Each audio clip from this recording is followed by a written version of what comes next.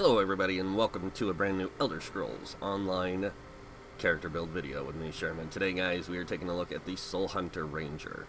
Now, before I get started, disclaimer, this is a roleplay, casual play build. It is not meant for meta play. And we're going to go ahead and jump into the little background on the Soul Hunters and where they derive from. Soul Hunters are Rangers of Daedra. I know it sounds weird, but they are. They're Daedra hunters. And what it is they are rangers that actually are gifted their powers through Daedra and not nature. And instead they go against everything that is typical ranger. And basically they hunt the souls of the living. And that's their purpose, is they hunt the souls of other people in exchange for gifts and things like that from their masters. So let's go ahead and get started by taking a look at the character screen. So Soul Hunter Rangers are Dark Elf Necromancers, or can be Dark Elf Necromancers. They can be any race. Dark Elf just happened to be the race I picked, and it just happened to work out pretty well. So they are primarily stamina damage dealers. And they can be other roles too. They can also be tanks and healers. They will always be more effective as a damage dealer, but they can tank effectively and they can heal effectively. So to play one as a damage dealer, you're going to put your 64 points into stamina. That's going to give you the highest amount of stamina resource with a decent amount of health and magicka. Now to play this as a tank, you're going to take out of stamina a certain amount of those points and put it into health to where you get as close to or around 30k, and then the rest are going to go back into stamina, so your stamina pool and your magicka pool stay within range of each other, but your stamina pool stays higher than your magicka pool. Moving on to playing a healer, you will take all 64 points out of stamina and put every single point of it into magicka. The reason why is playing a magicka healer, you want that high magicka recovery, or high max magicka, but you also want to get a decent mag recovery, and I'll explain how you get that when we get to the Mundus Stones. So, as a Dark Elf though, you do get 20k max magicka, 21k max health, 32k max stamina, and this comes in handy with the way this build plays. Now, our mag recovery is coming in at 803, stam recovery is at 891, and we do have a 3014 weapon damage with a 47% weapon crit. We do have a 2412 spell damage with a 31% spell crit, and we have a 14k spell resist with a 14k physical resist. Moving on to the Mundus Stone, we do use the Thief Mundus Stone primarily when we're playing damage.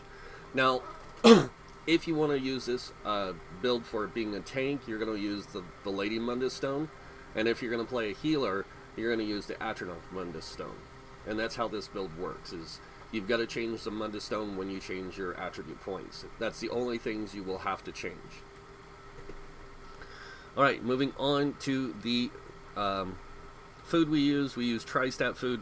And Tri-Stat food's just going to give you a max pool, or max resources for all three pools. So magicka, health, and stamina. Alright, jumping over to our inventory and equipment. Starting with the potions we carry, we do use tripods for when we are tanking. We use spell power pots for when we are playing a healer. And we use stamina power pots for when we're playing a damage dealer. This gives us a good balance of resources with each of these potion types for those roles. Alright, sorry. Moving on to the monster set. The monster set we are running for this is Ice Hearts. Now, a lot of people have been questioning why I've been using Ice Hearts so much with Necromancer. It fits really well. I don't know why, it just works really well, especially with the way this build plays. This set is amazing. You gotta remember, your character is cold-hearted. You hunt the souls of your enemies, and you bring fear with you. That brings a slight chill, and that's where this comes into play. But Ice Hearts gives you on the 1-piece spell crit 2-piece. When you deal critical damage, you have a 20% chance to gain a damage shield that absorbs X amount of damage for 6 seconds. While the damage shield holds, you deal X amount of frost damage to all enemies within 5 meters of you every second. This effect can occur once every 6 seconds. So it's got that really good combination of shield and, like, keeping you alive and dealing damage, and that's really good. It can also proc the chilled status effect. Not that easily, but it can. Alright, moving on to the armor we're using, or the 5-piece body set. 5-piece body is Hunting's Rage. That's a given on all ranger builds that I make. Unless it's an archer type, and then it might use a different body set. And archer types, I have several out. They're bow builds, but they are still rangers, and you can play them, and most of them will be wearing different setups. The rangers themselves, the hunter types, all wear Hunting's Rage, and that's because it fits best for that playstyle, for the hunter type playstyle. So the 2-piece adds weapon critical, 3-piece max stamina, 4-piece weapon critical, and then on the 5-piece, extra weapon damage. This is really important that you get that extra weapon damage, because you want to do as much damage as possible no matter what you're doing. Moving on now to the other set. The next set we're using is kind of an unusual one, but people will automatically recognize it when I mouse over it, and it's a very good set for the Soul Hunter. It is called the Oblivion's Edge set. Now this set on the 2-piece adds weapon critical, 3-piece weapon damage, 4-piece stam recovery, and it has 2 5-piece bonuses. The first one being weapon damage, the 5th one being when you kill an enemy, you fill an empty soul gem and heal for X amount of health. A lot of things they deal with, like I said, is soul hunting, and they fill soul gems to do that. So there's soul hunters who work for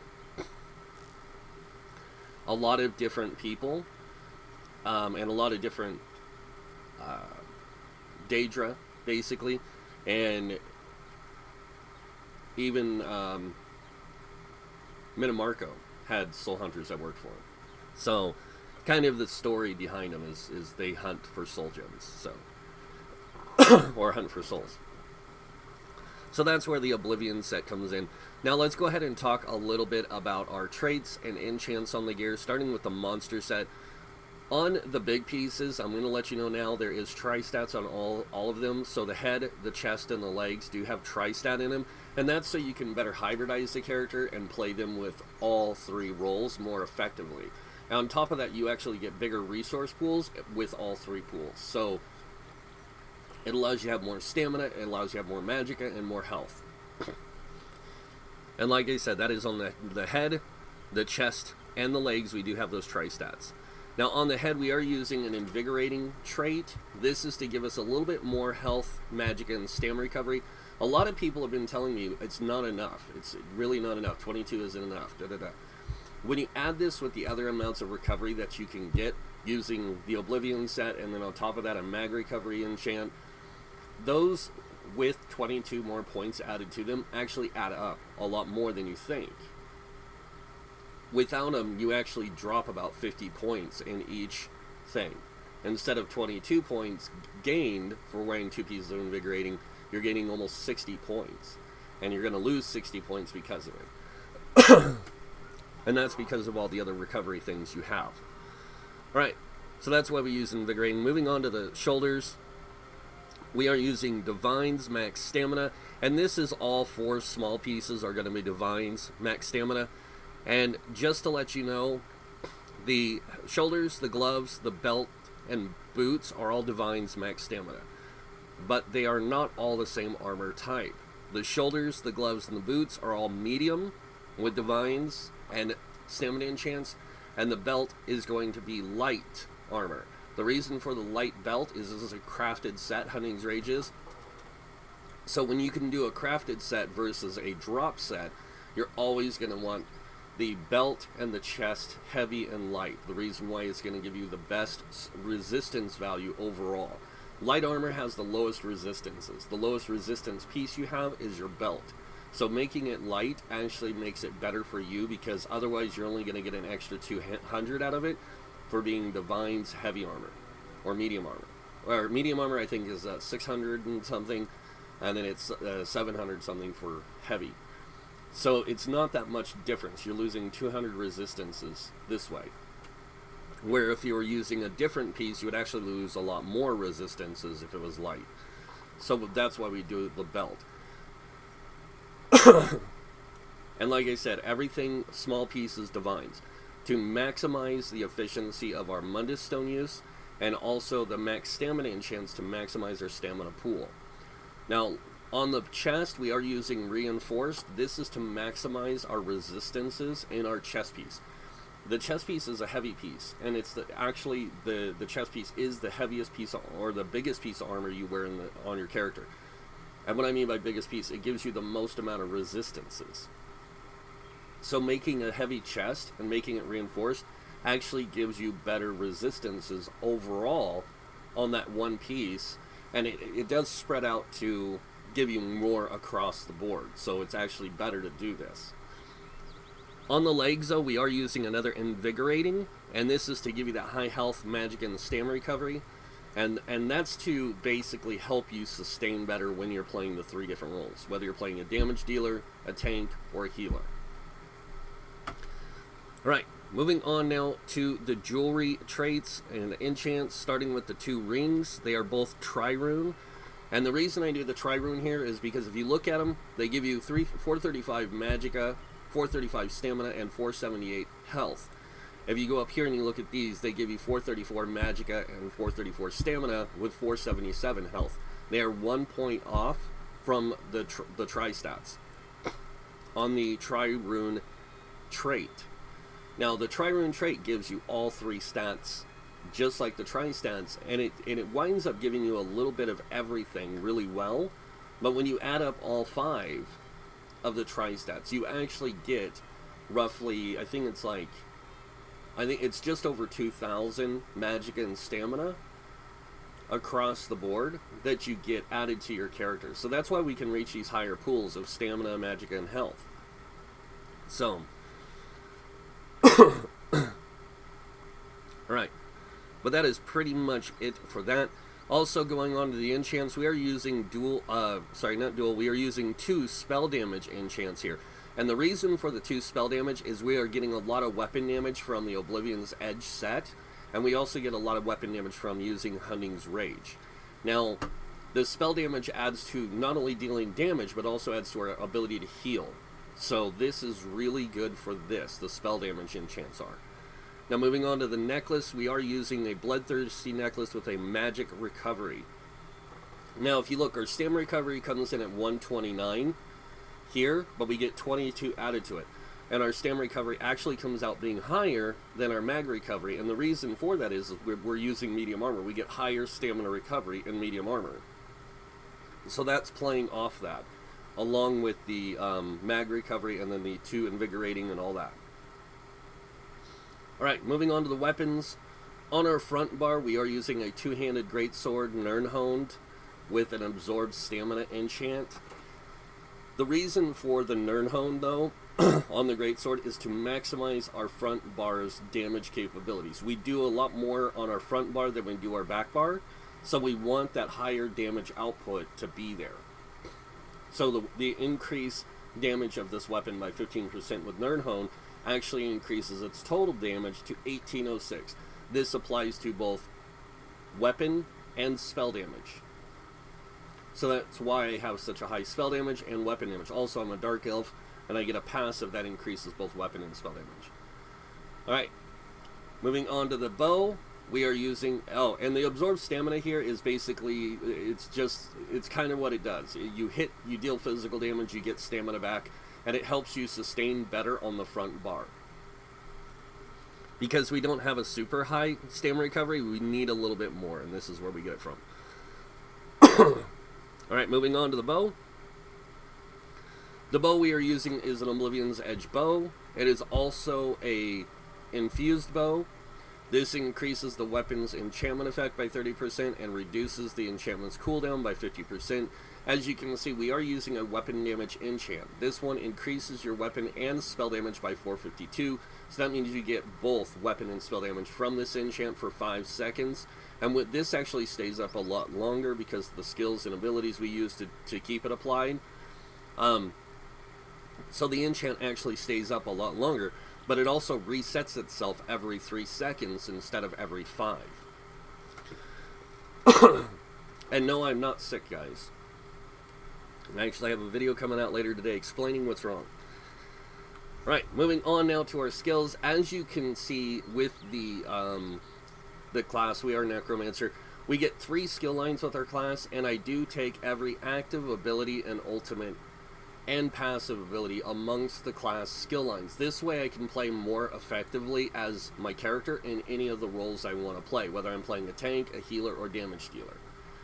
So, starting with the Gravelord line, I do take the stamina morphs mostly, except for 2 of them. I do take Ricochet Skull, and I do take the Unnerving Boneyard. These are both magic-based abilities.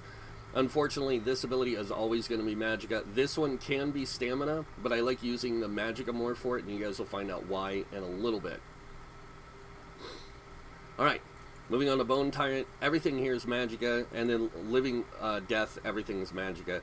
But the reason for this, now again, is so you can play all 3 roles more effectively, tank, healer, and damage dealer, but also you can also play your character as a damage support character as well, which is really nice when you're playing in some dungeons where you're trying to teach new players how to get through them, or you're playing through a trial and you're helping new players learn the trial's mechanics.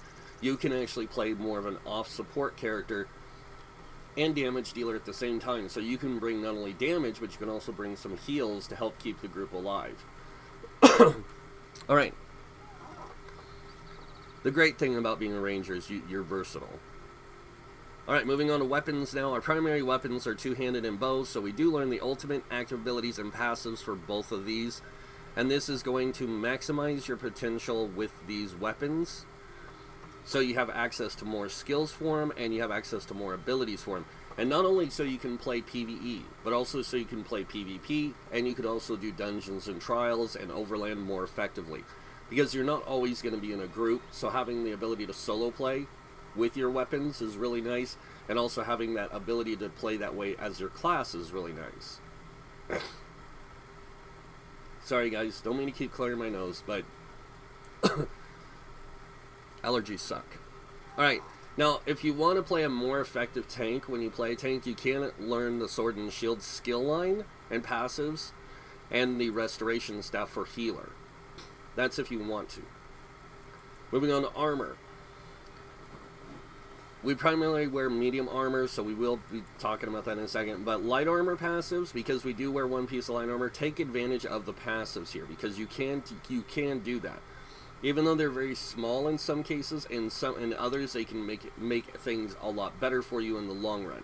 So take the top 3 passives for light armor. Don't worry about the bottom 2, because they require you to wear 5 or more pieces of light armor. Moving on to medium armor. I take all the passives in this. The reason why is I'm a medium armor wearer. I'm going to take advantage of every passive I can. The only one here that requires you to wear 5 or more pieces is agility, and this increases your weapon damage by 15%. We also, if you want, you can unlock the active ability. That's up to you. That's optional. Heavy armor, top 3. And that's because we are taking advantage of wearing 1 piece of heavy armor. Take advantage of the passives as well. Moving on to world skills, soul magic, I do take the ultimate active ability and passives. In this build, we do use these 2 abilities, I believe. Yes. So we do use the ultimate, we use the active ability. Soul Shatter is kind of an optional thing, but I like using with this build. And then Soul Summons and Soul Lock are very good regardless. Alright, moving on to guild skills. Now, since we are a ranger, if you wanted to, you could learn the Thieves Guild, Dark Brotherhood, and Ledgerman, so you can be more of a treasure hunter type assassin, ranger person. That is completely viable if you want to do that. But when it comes to the Mages Guild, Finders Guild, Psijic Order, and Undaunted, I do take every active ability, passive, and ultimate for the class, or for the line, because then I can take advantage of every skill within my character's ability to play. Not only can I do that with Fighters Guild, I can do it with the Mages Guild, Psijic Order, and Undaunted. And Undaunted, you have to remember, every single one of these is a synergy. So even if you're playing like a damage dealer, you can bring some synergies to the group. Like myself, I could bring Tangled Webs, I could also bring the Sanguine Altar, or I could even bring Energy Orbs. to aid my group. I can even bring Bone Shield to protect myself if we're learning a dungeon or a trial and it's being difficult for us.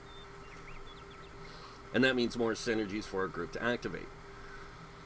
Alliance War, assault skills. I take the ones in here that best work in PvE. So I take the ultimate, the 2 active abilities here, and none of the passives in the assault line because none of them work in PvE. And then in PvP I take the ultimate, 2 active abilities and 1 passive because those all work in PvE really well. Now, in the Alliance skills, I will tell you Rapid Maneuvers and Magic of Detonation do work in PvE. They're just not that great. And in the support line, Siege Shield and Revealing Flare, those do work as well, but honestly, they're more of a PvP thing. So, the passives, the rest of the passives are definitely related to PvP.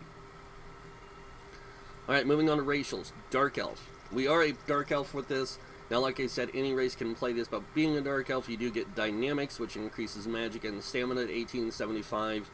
They also get Resist Flame, which reduces their fire damage, and they gain immunity to fire status effect. And they have Ruination, which increases their weapon and spell damage. Now, a lot of people will ask me, can I be a vampire with this, or a werewolf? Yes, you can. All Hunter Ranger types can be werewolves and vampires. Unless you're the Undead Hunter. It's not really known for that, but, yeah. Alright, moving on to crafting and alchemy. Alchemy has 1 passive that works really good in dungeons and trials, and in a lot of cases PvP and overland, and that is medicinal use. When using a potion resulting effects last 30% longer. When I'm playing overland, a lot of times I don't use my power pots and stuff. I use trash pots, basically ones that give you greater recovery. This way I can keep a good sustain while I'm fighting a world boss or something. I'm not wasting a potion to give me like higher crit or higher weapon damage in that environment. Unless I'm soloing it. Then I will use a spell power pot or a stand power pot. Alright, and then provisioning, gourmet, and connoisseur. These are both very, very good ones. These increase the duration of your food and the duration of your drinks by 20 minutes. So, alright. Now going over the skills we have on our bar. Starting with the first skill, we do have Wrecking Blow. Now Wrecking Blow deals X amount of damage on the initial hit. It also grants you Empower for 5 seconds, increasing your damage to your next light attack by 40%, which is pretty nice because you will light attack right afterwards. The next one we have is called Blighted Blast Bones. This one, you summon a skeleton out of the ground. It takes 2.5 seconds before it starts moving. It will run after a target and explode, and when it does, when it gets close to them, dealing X amount of damage to all enemies nearby and applying Major Defile to them for 4 seconds, reducing their healing received and health recovery by 30%, and it does create a corpse on death. This is important that it does that because of our last ability on the bar. Moving on, the next ability we use is Carve. Now this deals X amount of damage up front, X amount of damage over 10 seconds, and this thing actually hits really hard, and it does good damage over time. The next ability we have is called Ricochet Skull. Now this is a magic damage ability, but this one is really cool. This one, you lob an explosive skull at the enemy, dealing X amount of flame damage. Every third cast of this ability, it deals more damage, and it increase the damage, and will bounce up to 2 times to other enemies. So this is a really cool skull because you throw it, it does damage, and then it'll bounce on the third cast. And I'll show you how you fit that into your rotation. The next one we have is called Detonating Siphon. So violently drain the last spark of life from a corpse, dealing X amount of disease damage over 12 seconds to all enemies around the corpse and between you and the corpse. If the siphon lasts its full duration, it causes the corpse to explode, dealing X amount of disease damage to all enemies around them, the corpse. While slotted, your damage is increased by 3%. That means everything on the front bar gets 3% more damage, including your Ricochet Skull. The next ability we have is the Ultimate. Now this is optional. This is a floater one. And this is the only class that I have with a floater Ultimate. So the choices here are you can use your Onslaught, which you strike an enemy with 1 blow, dealing X amount of physical damage. This attack ignores the target's resistances and grants you spell and physical resist equal to the amount ignored for 8 seconds. Killing an enemy with this ability immediately refunds the ultimate cost. The reason for this ability is when you get an enemy low in health, you're just going to slam them, and it's going to rip right through their resistances, no problem, because it does, and then it gives those resistances to you, and if you kill them, you get no cost in ultimate. Alright, moving on to the back bar. This is where things get really interesting. Starting with the first ability, we have Rearming Trap. Now this does damage. This does do damage, but it's a trap. So you throw this trap out, and it takes 1.5 seconds to arm.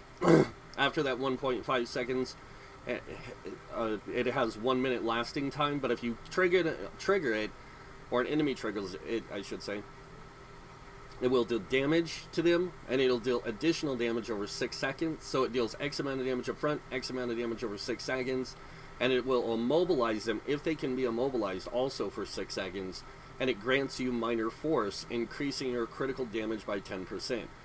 After being triggered, the trap resets and can be triggered one more time. Excuse me, guys. I don't mean to keep coughing. The next ability we have is called Venom Arrow. Now this one is really cool. I like this ability. It's just a personal preference, especially when you play somebody who hunts enemies. The reason why is because this one, it does damage up front. It does do damage over 10 seconds, but it also, if the enemy happens to be casting an ability, whether it's Stamina or Magicka, you can interrupt them, set them off balance, and stun them for 3 seconds. This is really good, because then you can get a really good heavy attack on them and knock them down, or you can also use that time to do a heavy attack to get more resources back from the off balance. There's quite a few things you can do. So, the next thing is Endless Hail. Now this one is just an AoE ground target ability. This just does damage over time. So what it does is you launch a volley of arrows in the air, they come raining down, and these arrows deal X amount of damage every 0.5 seconds for 10 seconds. So this does 20 hits in 10 seconds. And that's anyone standing within the circle. So that's a lot of damage. The next ability we have is Unnerving Boneyard, and this is what's going to give you your Major Breach and Major Fracture. So this thing does damage up front, or when you cast it, it does damage to the enemy right as you cast it, and it starts doing damage over time. It will deal X amount of damage over 10 seconds. It also applies Major Breach and Major Fracture, reducing the spell and physical resistance of mobs in the 6 meter radius by 5,280. It does consume a corpse on cast for 20% more damage, which we will never get. You'll never get that benefit because you're always using it for the Soul Siphon on the front bar. An ally standing in the graveyard can activate the Grave Robber Synergy, dealing X amount of frost damage to enemies in the area and healing you for the damage done. The next ability we have is called Consuming Trap. Now when you cast this, you lay a claim to an enemy's soul, dealing X amount of magic damage to the target and one other nearby enemy over 10 seconds. So you do damage over time with this. By the time you have this one cast, you have your spell damage enchant also. Your weapon damage enchant giving you that higher spell damage. So this thing actually does more damage than 4,320. On top of that, you also have higher spell penetration because of this. So this thing does a little bit more damage than what it shows over time. But it will fill an empty soul gem and restore 10% of your max health, magic, and stamina if the enemy affected, if an affected enemy dies. So this will apply to 2 targets. If both those targets die, you will get 20% of your resources back. But here's the thing: you don't have to fill a soul gem for the resource return. You just have to kill them to get the resource return. The soul gem is the only thing that will fill on the kill. So the next ability we have is our next ultimate, and that is called Shatter Soul. This is a great ability. Basically, you fire a beam of soul energy at your enemy, dealing X amount of magic damage over 2.5 seconds. The enemy is killed by this ability. They explode, dealing X amount of magic damage to nearby enemies, and enemies affected by this ability all are revealed for 2 seconds and cannot go into stealth for may not enter stealth or invisibility. Really great ability here. So that is it for the skills. Now we're going to jump over to the champion levels or champion points, and where we have them placed. Starting with the red tree, we have 56 in Ironclad. This reduces damage taken from direct damage attacks by 20%. We do have 20 in a medium armor focus, increasing physical resistance while wearing 5 or more pieces of medium armor by 1900. We have Spell Shield, 18 points, increases your spell resistance by 1729. This is how I have that higher spell and physical resistance, by the way, is DCP. Moving on, we have 31 into Thick Skin, reducing your damage taken from damage over time effects by 13%. 43 into Hardy, reducing your damage taken from physical, poison, disease damage by 10%. And then 43 into Elemental Defender, reducing your damage from Flame, Frost, Shock, and Magic damage by 10%. Moving on over here, we have 40 into Bastion. This increases the effectiveness of your damage shields by 16%. And then we have 19 into Quick Recovery, increasing your healing received by 5%. Moving on to the green tree, we have 40 in the Warlord. This reduces the cost to break free by 16%. We do have 16 into Sprinter, reducing our sprint cost by 10%. And we have 16 into Bashing Focus, reducing your bash cost by 10%. Moving on to the middle green tree, we have 75 into Mooncalf. This increases stam recovery by 14%. And then we have 43 in Arcanist, increasing your mag recovery by 10%. Moving on to the final green tree, we have 40 into Tumbling, reducing your dodge roll cost by 16%. 40 into Shadow Ward, reducing your dodge or block cost by 16%. And then moving into the blue tree, we are hybridized here, guys. So we are using Magicka and Stamina. So we have 43 in the Bless. This increases your healing done by 10%. We also have 23 in the Elfborn, increasing your critical damage and critical healing with magic abilities by 10%. 43 in the Elemental Expert, increasing your Flame, Frost, Shock, and magic damage by 10%. And then moving on to the middle tree, we have 35 in the Physical Weapon Expert. This increases the damage of your light and heavy attacks with two-handed, one-handed, and shield, dual-wield bow, and werewolf form by 20%. And then we have 40 in the Mastered Arms. This increases your damage done with direct damage attacks by 16%. Sorry, I don't mean to keep coughing. Final tree, guys. The final blue tree. We have 43 in the Mighty. This increases our physical, poison, disease damage done by 10%. We have 23 in the Precise Strikes, increasing critical damage and critical healing with stamina abilities by 10%. And then we have 20 in the Thaumaturge. This increases your damage done with damage over time effects by 9%. And that is it for the CP, guys. Now what we're going to do is we're going to do 2 really quick parses on this smaller target dummy, the Precursor. And this is to represent what your damage would look like in a dungeon. And then we are going to do parsing on the big target skeleton over here. And this is going to represent what your damage would look like on a trial boss. And with a very organized group. So, let me make sure I got everything set up. We're going to go ahead and do our potion and go through our process of doing all of our stuff.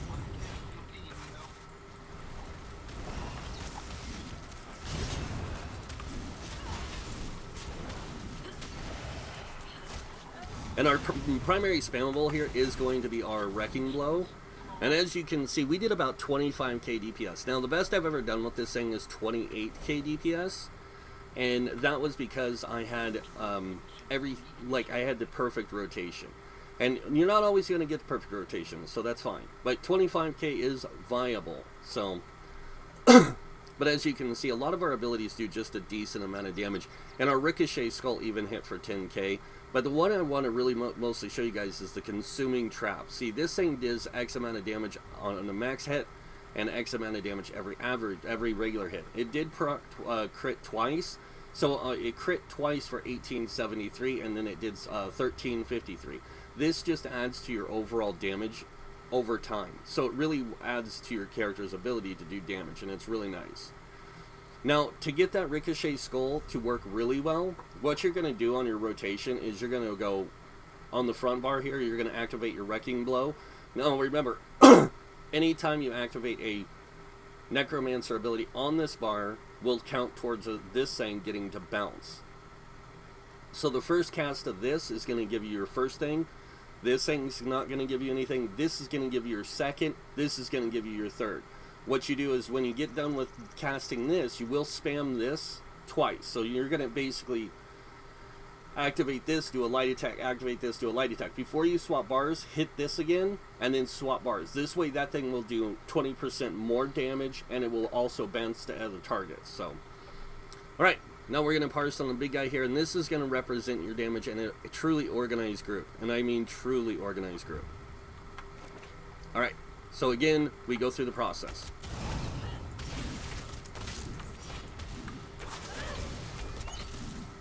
I'm really making this bad for myself.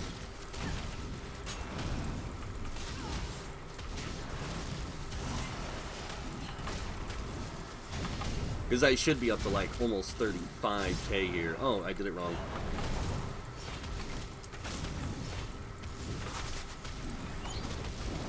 Now I'm going to use my ultimate just to show you guys like why we use it. Because it does add a lot more damage to our character.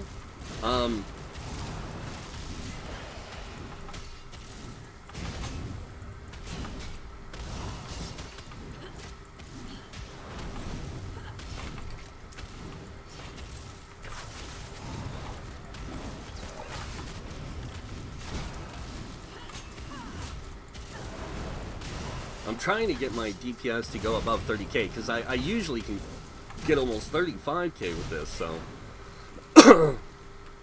but I am having a pretty rough day with tremors and I'm not feeling good. I'm not sick, guys. I don't have like a lot of people think I'm not sick. I have really bad allergies, so and they're just gonna get worse right now because we have our monsoon season starting up, so it starts kicking up a lot of wind and it starts kicking up a lot of dust, and it just makes my day miserable. So, but that's okay. I'm fine. Don't worry. All right. So now that I've shown you guys that stuff, I'm going to show you a quick look at the damage that we were doing to that enemy. As you can see, we almost get 5k weapon damage and we get almost 4k spell damage on the big guy. And that's really good because that adds to our damage overall. As you can see here, our Consuming Trap was definitely doing more damage.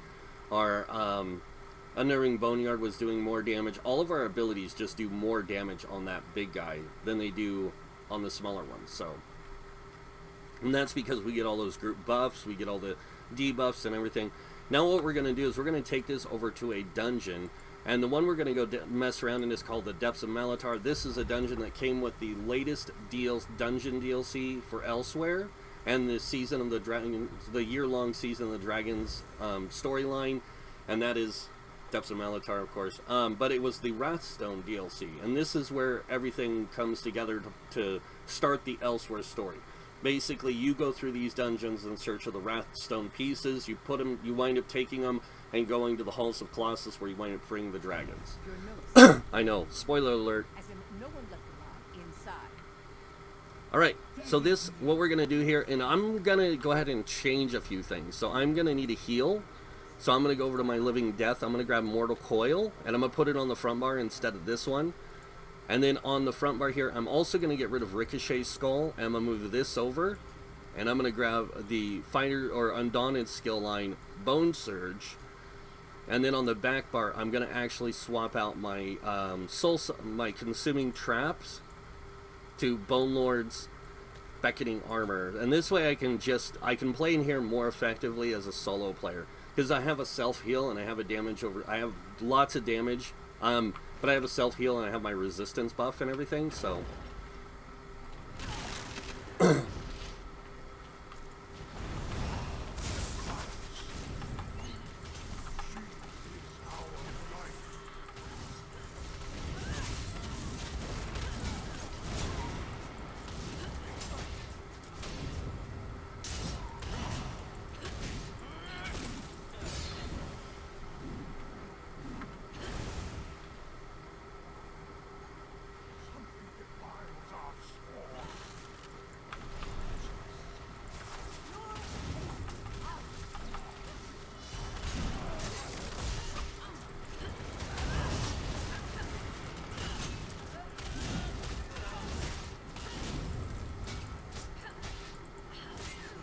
Keep hitting the wrong button.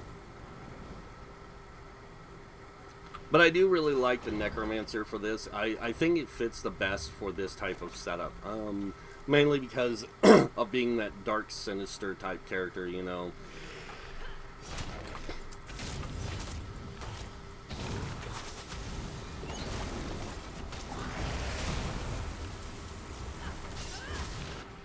And he killed me. That's fine. I can solo this guy normally. It's just I didn't get out of stupid fast enough. So that was my bad.